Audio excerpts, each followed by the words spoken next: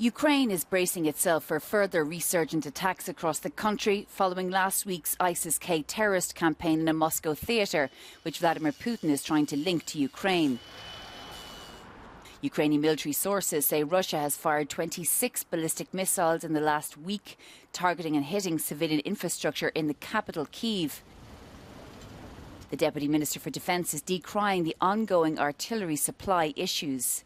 The greatest security fear is our growing gap in artillery firepower. We have that support, we feel that support, we understand that there are technical problems with replenishment of stocks, but we feel your solidarity and very much appreciate it.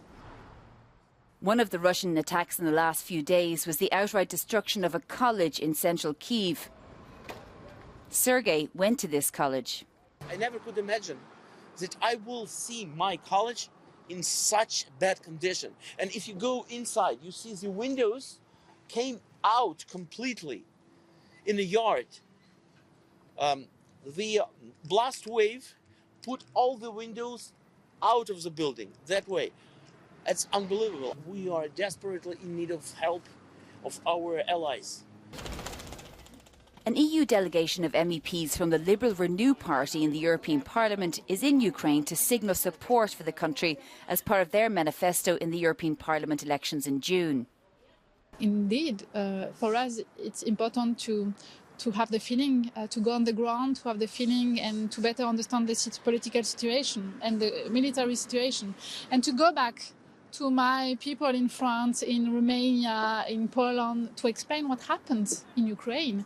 So we are indeed, in a few months we will have the European elections.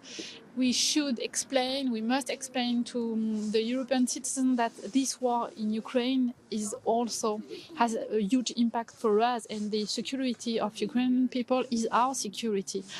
And our destiny is our intertwined. Given that more attacks are expected, the Ukrainian government, President Zelensky, is calling for greater air defences and more missiles capable of repelling any further Russian attack. Shona Murray, Euronews, Kyiv.